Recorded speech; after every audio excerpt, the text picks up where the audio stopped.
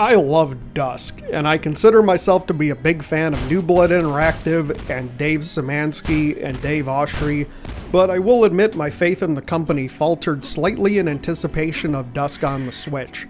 It's nothing to do with the talent of the developers, but more with the nature of the game and limitations of consoles. The Switch Joy-Cons are mediocre at best and an active detriment at worst. Playing a first-person shooter on consoles, and especially one with Twitch-based combat like Dusk, led me to believe that some serious compromises would need to be made. They weren't, but also they were. To test out Dusk's chops on the Switch, I played the game pretty much exactly as I did on PC. Sarah Miedo difficulty with aim assist turned completely off, FOV set to 110, and I played the game equally in handheld mode as I did in dock to test how well it worked in both fields. I also went with the Postal 2 They Hate Me difficulty rule of only being allowed to save at the start of each level with one mid-level quick save. Why? Because I'm a sadist. And also to prove that I'm not making myself think that the game is more fair by save scumming. You can save scum. These are simply parameters I chose to make the experience as clear as possible.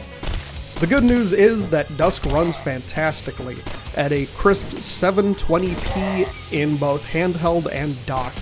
I'm fairly certain Dave Oshry put this into development mostly because he wanted to play Dusk on the toilet, but what you get is a shooter that is as smooth as melted butter sliding off a duck's ass. Just think about that. The gist of the story is that you play as Dusk Guy, a voiceless figure and treasure hunter who kicks off the game by pulling himself off of meat hooks he's been hanged on, and then using them as weapons to kill his captors. In lieu of an armor system, the Dusk Guy gains morale by finding treasure and quaffing beers. The game is segmented into 3 episodes that go over a wide array of locations, including the woods, swamps, industrial complexes, and even a very nauseating MC Escher laboratory. Your host of enemies include chainsaw-wielding, unfortunate hat-wearing leather faces, bulls, cultists, scarecrows, and a lot of other really messed up enemies. What have you done?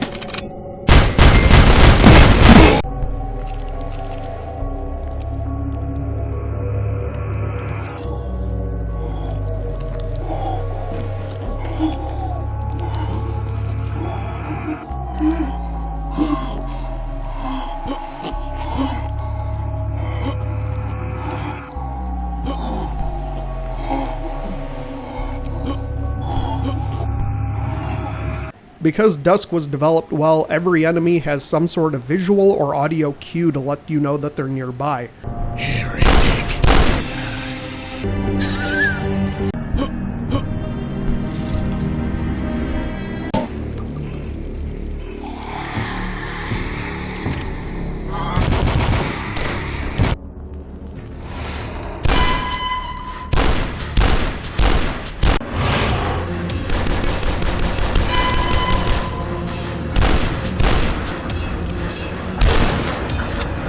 Some of them just really like to scare the crap out of you.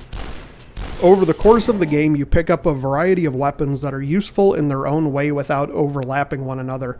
The shotgun and super shotgun, for instance, use the same ammo pool, but the super shotgun fires 2 shells, making it a faster kill for stronger enemies, but a waste of ammo over the regular shotgun on lower tier cultists.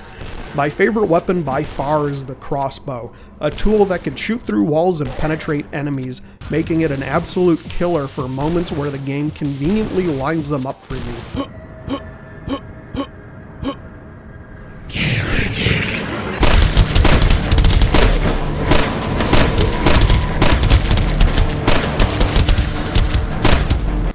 Also, that hit splat sound is music to my ears.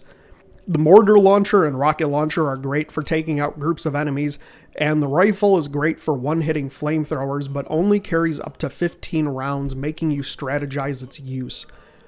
Various power-ups can be found in levels, including one that makes your gun fire really fast, and a super hot power that stops time while you aren't moving. Mobility is key here, especially on higher difficulties, because almost every enemy has a ranged attack, and on Sarah Miedo they hit like a dump truck. You can go from max health and armor to dead in 2 seconds flat if you screw up. The game's MO is effectively, I'm gonna wait outside, and I'm gonna kick the shit out of you. Right, I know. But that doesn't mean the game is hardcore. Sure, the higher levels are ridiculously tough, but the game is accommodating for most skill sets. Weapons can be configured, aim assist cranked up, difficulty adjusted at any point during the game, and field of view shifted to your liking. You can even customize the color palette and make yourself throw up. I don't know why anyone would want to do this. The controls in Dusk are better than anything I could have expected. Rather than retrofit the game to work well on a controller, New Blood almost feels like they warped the Switch around Dusk instead to make it work. I won't claim that Dusk controls as well on the Switch as it does with a mouse and keyboard, but it is far and ahead better than any other shooter I have played on console. The movement is smooth and aiming just works, especially where it's important, the frantic shootouts.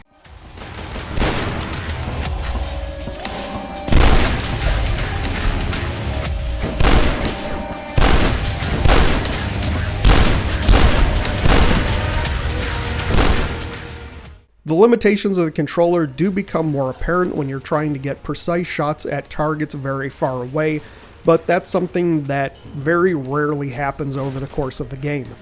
Dusk's atmosphere is fantastic, by the way, between the eerie sounds and creepy vibes given off on every level to the rocking soundtrack that energizes every battle. You always know when the fighting hits a momentary breather thanks to the soundtrack twang.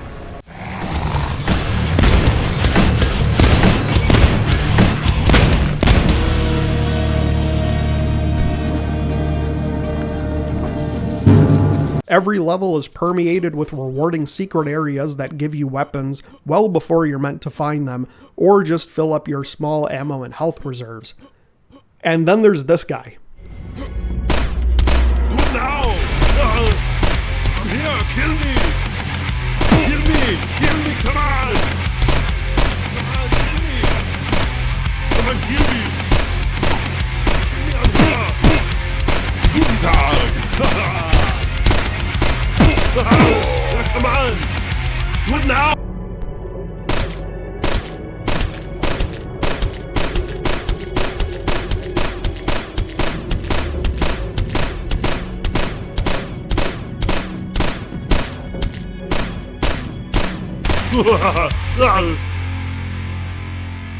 If it sounds like I have nothing bad to say about Dusk, it's because I don't.